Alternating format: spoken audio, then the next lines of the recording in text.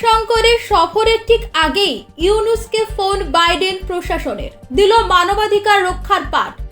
বাংলাদেশের অন্তর্বর্তী সরকারকে ফের একবার মানবাধিকার পাঠ দিল আমেরিকা।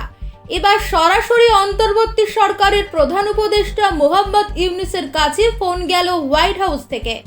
ঘটনাচক্রে মঙ্গলবারই 6 দিনের সফরে আমেরিকায় যাচ্ছেন ভারতের বিদেশমন্ত্রী এস জয়শঙ্কর। তার ঠিক আগের দিন ইউনূসকে ফোন করেন আমেরিকার জাতীয় নিরাপত্তা উপদেষ্টা জেক সালিভান। কথা হয় মানবাধিকার প্রসঙ্গে বাংলাদেশের গণতন্ত্রের বিষয়।